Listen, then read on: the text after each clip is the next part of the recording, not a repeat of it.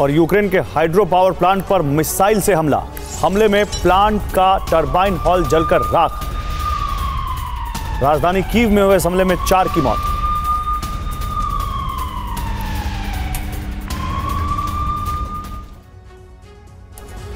तो Israel Iran युद्ध का पहला चरण शुरू हो चुका है। 25 अगस्त को ईरानी प्रॉक्सी हिजबुल्लाह ने इजरायल पर सबसे बड़ा अटैक किया। हिजबुल्लाह का दावा है कि उसने इजरायल के गिलतात मिलिट्री बेस को तबाह कर दिया।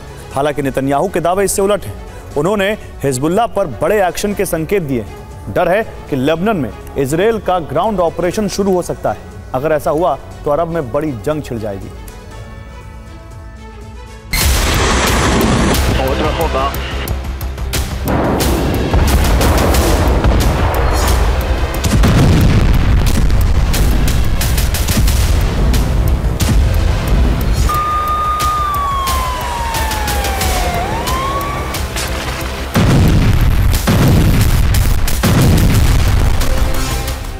अरब में जिस जंग का डर था उसका पहला चरण शुरू हो चुका है।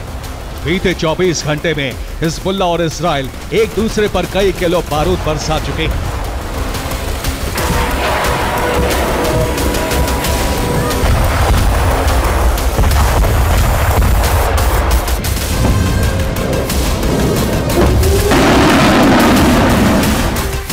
लेबनान से लेकर इजराइल तक तबाही के कई निशान देखे जा सकते हैं, मगर ये महज शुरुआत भर है, क्योंकि असली तबाही अभी बाकी है।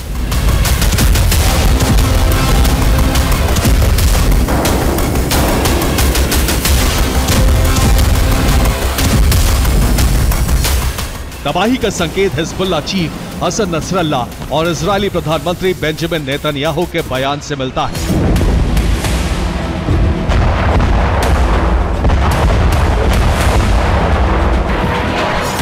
Hezbollah chief Hassan Nasrallah Israel पर हमले के बाद शाम 6 बजे मीडिया के सामने आए और इजराइल के ग्लेलोड मिलिट्री बेस को टारगेट कर नुकसान पहुंचाने का दावा किया।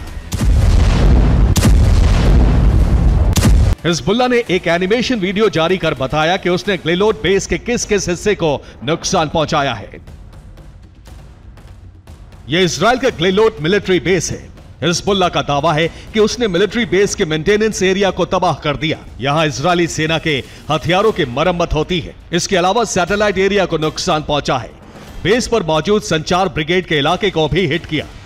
हिजबुल्लाह ने ड्रोन स्ट्राइकर यूनिट 9900 के टावर को तबाह करने का दावा किया है। ग्लेलोड बेस पर इजराइल का मेन टारगेट यूनिट 8200 का मुख्यालय था। हिजबुल्लाह का दावा है कि उसके हमले में यूनिट 8200 के कई जवान मारे गए हैं। सबसे ज्यादा ड्रोन उसने यूनिट 8200 के मुख्यालय को टारगेट करके ही दागे थे।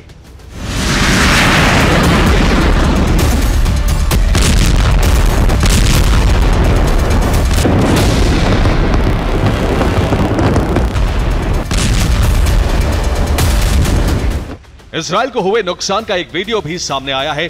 दावा है कि वीडियो ग्लेलोड बेस के पास का है। वीडियो में घायल जवानों को अस्पताल पहुंचाते हुए देखा जा सकता है।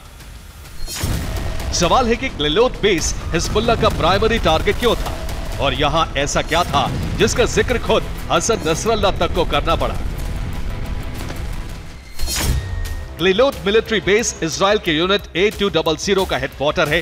यूनिट 8200 इजराइल के पॉलिटिकल दुश्मनों पर नजर रखती है। यूनिट 8200 पॉलिटिकल किलिंग में माहिर है। शक है कि फुआद शुक्र की हत्या में यूनिट 8200 शामिल थी। हिजबुल्लाह का हमला फुआद शुक्र की हत्या का बदला था, इसलिए ग्लेलोड मिलिट्री बेस को टारगेट किया गया। हिजबुल्लाह ग्लेलोड बेस पर हमले को सफल बता रहा है, लेकिन आईडीएफ ने साफ साफ कहा है कि मिलिट्री बेस पूरी तरह सुरक्षित है।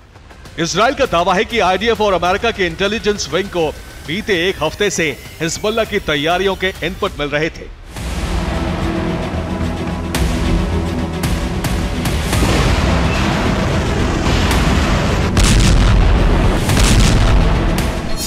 चौबीस अगस्त को इजराइल को जानकारी मिली कि हिजबुल्लाह 25 अगस्त की सुबह 5 बजे बड़ा हमला करने वाला है। 25 अगस्त को हिजबुल्लाह के हमले से कुछ मिनट पहले 100 से ज्यादा फाइटर जेट्स लेबनान में दाखिल हुए। फाइटर जेट्स ने हिजबुल्लाह पर प्रीएम्प्टिव स्ट्राइक की।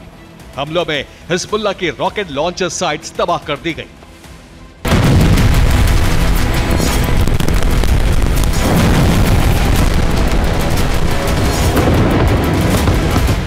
बेंजामिन नेतन्याहू सब कुछ ठीक होने का दावा कर रहे हैं, लेकिन उन्होंने साफ कर दिया है कि इस तरह की स्ट्राइक हिजबुल्लाह पर जारी रहेगी।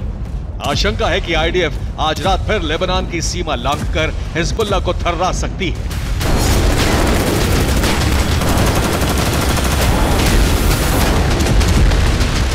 दरअसल हिजबुल्लाह ने इस हमले को ऑपरेशन अरबाइन डे नाम दिया है। अरबाइन शिया मुसलमानों का धार्मिक अनुष्ठान है। अशुरा के 40 दिन पूरे होने पर हुसैन इब्न अली की शहादत का शोक मनाते हैं। हुसैन इब्न अली पैगंबर मोहम्मद के नाती थे। 25 अगस्त से अरबाइन शुरू हुआ और 26 अगस्त को खत्म होगा। माना जा रहा है कि फुआद शुक्र की मौत का बदला लेने के लिए 25 अगस्त को चुना गया था। अब इजराइल बदले के लिए 26 अगस्त के दिन हिजबुल्लाह को दहला सकता है। आशंका है कि इजराइल एक बार फिर हिजबुल्लाह के मिलिट्री साइट्स को टारगेट कर सकता है। हिजबुल्लाह का दावा है कि उसके निशाने पर इस बार इजराइल का कोना कोना और हर रिहायशी इलाका होगा। दरअसल अब तक हिजबुल्लाह शॉर्ट रेंज हथियारों का इस्तेमाल कर रहा था, लेकिन अब वो इजराइल के खिलाफ बैलिस्टिक मिसाइलों का इस्तेमाल करेगा।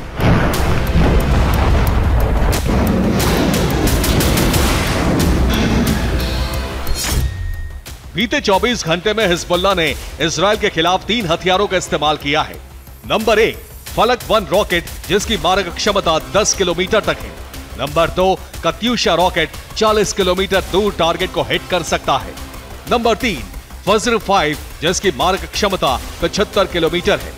हमले के दूसरे चरण में हिजबुल्लाह ज़लज़ल 1 रॉकेट से हमले करेगा, जिसकी रेंज 160 किलोमीटर है।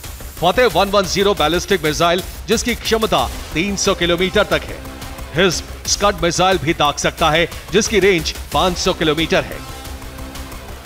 साफ है, अगर इजराइल ने आज रात लेबनान की सरहद लांघी तो भीषण जंग शुरू हो सकती है, जो पूरे अरब में जंग भड़का सकती है। Bureau report, TV9 Bharat.